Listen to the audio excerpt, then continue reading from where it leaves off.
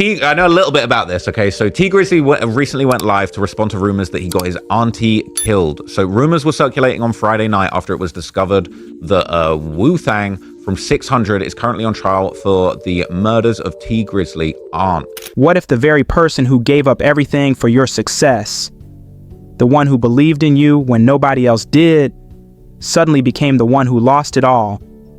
This isn't a movie script. This isn't a Netflix series. This is real life, and it's the chilling story of Detroit rapper T Grizzly, a man who rose from prison cells to rap superstardom, only to watch the woman who built his career, his aunt and manager JB, lose her life in the most shocking way possible. But here's the part that keeps fans awake at night. The deeper you dig into this tragedy, the more questions you find. Some believe T was the real target. Others think JB's death wasn't accidental at all. And then there are the darker whispers, the ones that suggest this was no random shooting, but something far more sinister. So what really happened that night in Detroit? And why, years later, do the answers still feel so incomplete? Let's break it all down.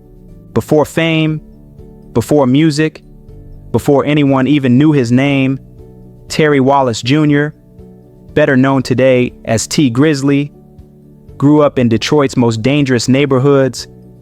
Raised in the West Side, his early life was surrounded by crime, poverty, and instability.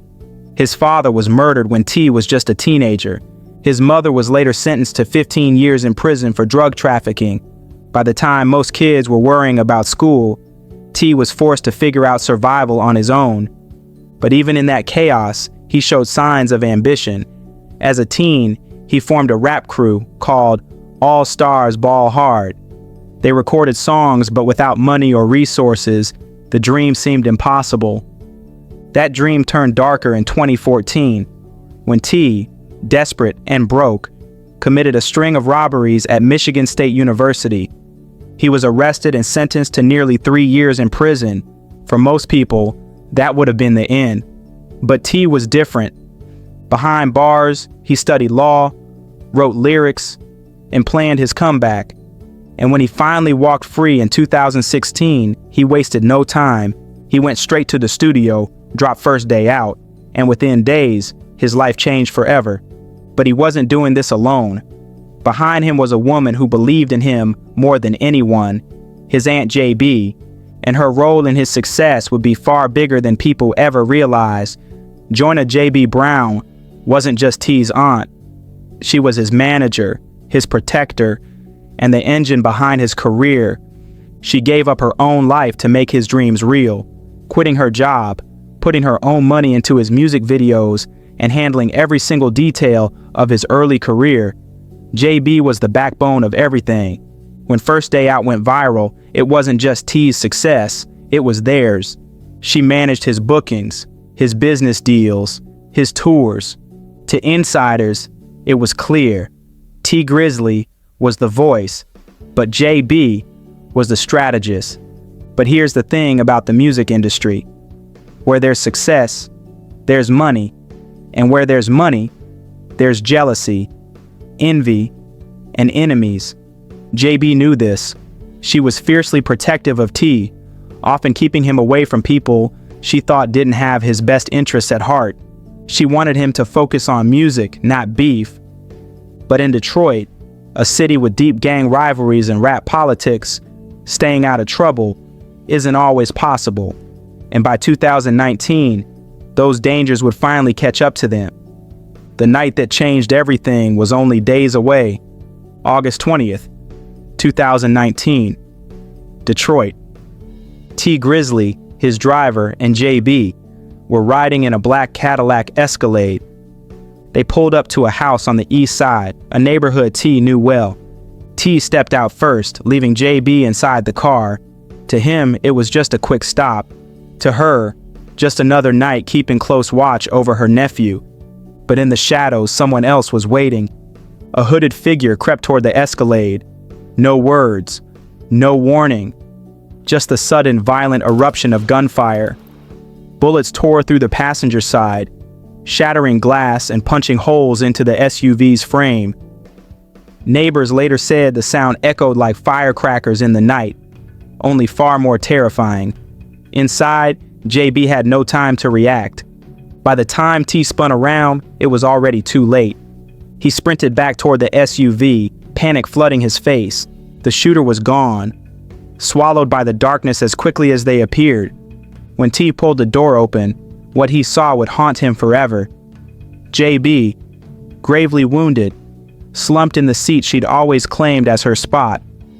His rock, his manager, the woman who gave up everything to see him shine, struck down in seconds.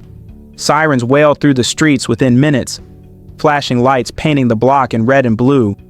Officers taped off the scene, while neighbors whispered from porches, some swearing they'd seen a shadowy figure fleeing on foot, others too scared to admit they'd seen anything at all.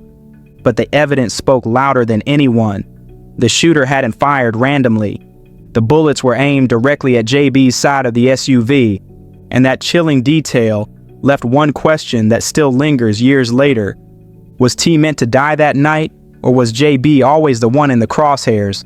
News of JB's death spread quickly. Social media lit up with tributes, heartbreak, and confusion. How could this happen? Who would want JB dead?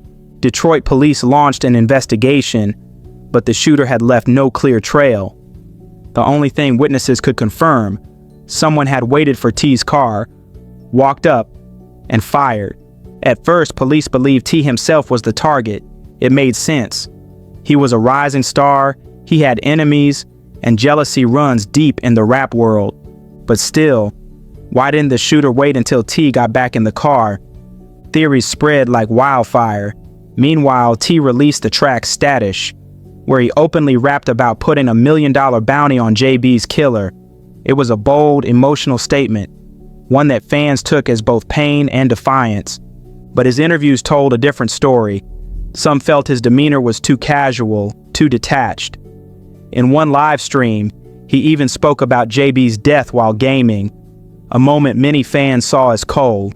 Was this just T coping in his own way, or was there something deeper? The silence from police only made the questions louder. Weeks turned into months, months into years, and still, no suspects, no arrests, no justice for JB. For the public, it looked like the case was slipping away, just another unsolved murder in Detroit. But T kept moving forward.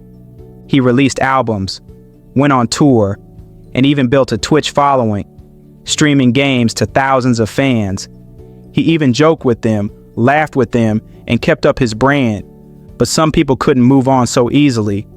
They began dissecting his every lyric, every interview, every move.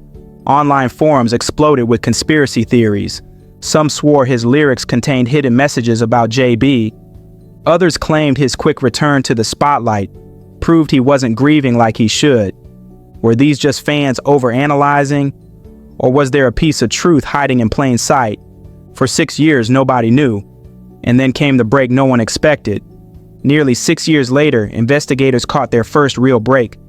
A Chicago man, known as Wu 600, tied to the infamous 600 set, was pulled over while driving a stolen rental car. At first, it seemed like a routine bus, but when officers searched the vehicle, they found a handgun hidden inside. When ballistics tested the weapon, the results stunned everyone. It matched the casings from the night JB was killed. For the first time, there was a physical link between her murder and someone tied to Chicago's violent street scene. But the revelations didn't stop there. Phone records placed Wu in Detroit on the exact night of the shooting. Even more chilling, data showed he had been lingering in the area for nearly 2 hours before the shots were fired. This wasn't random. It wasn't spur of the moment. Whoever pulled that trigger had planned every move. Detectives now had the missing piece they'd been waiting on, but it raised a bigger question. Who sent him? Because a hit like this isn't carried out for nothing. If Wu was there to kill someone, he wasn't working alone. Someone gave the order. Someone provided the target. And that's when speculation reignited. Was Wu after T, the rising rapper with industry ties, beefs, and street rivals? Or was JB the real target, the woman who controlled T's money, contracts, and career decisions. The gun gave police a direction, but the motive, that was murkier than ever. Once Wu's name hit the news, the theories exploded again. If T was the target, why didn't Wu wait until he got back in the car? If JB was the target, why? She wasn't involved in street beef. She wasn't gang affiliated. She was just a manager. Unless her position as manager made her more powerful than people realized. JB controlled T's money, his contracts, his schedule. She was the filter between T and the outside world. If anyone wanted closer access to him or control over his finances, JB was the obstacle. And obstacles in this industry don't always last long. To some fans, that was the motive. To others, it was all just coincidence. But the speculation only grew louder when people noticed T's own connections. Connections that raised even more eyebrows. What made everything worse was T's own associations. Even after Wu's name surfaced, T was still spotted with people tied to the same Chicago set. To outsiders, that was baffling. Why stand next to those connected to the man accused of killing your aunt? Some chalked it up to loyalty.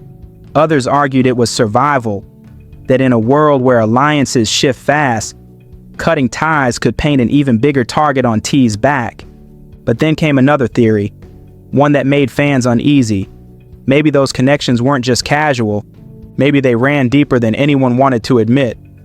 Old photos began to resurface online, showing T in the company of Chicago figures long before JB's death. Lyrics were dissected, with fans pointing to lines that hinted at bonds outside of Detroit. To some, it was proof that T wasn't just brushing shoulders. He might have been moving in the same circles all along. And if that was true, the implications were chilling. Could JB's murder have been fallout from alliances T had already made? Or worse, was her death the cost of ties she wasn't supposed to be part of? Every new detail blurred the line between victim and insider. To this day, those unanswered questions leave fans wondering if the truth is buried, not in the streets of Detroit, but in the ties T kept alive in Chicago.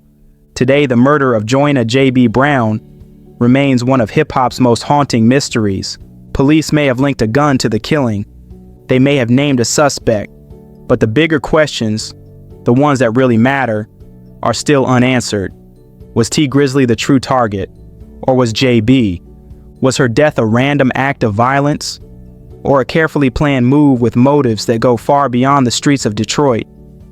What we do know is this: JB wasn't just a manager. She was the foundation of T's career. The one person who believed when nobody else did. And in the cruelest twist imaginable, she was taken in the very vehicle that symbolized their success. Without JB, T's life and career would never be the same, and until the full truth is revealed, her death will remain a chilling reminder of how quickly loyalty, family, and fame can collide with deadly consequences.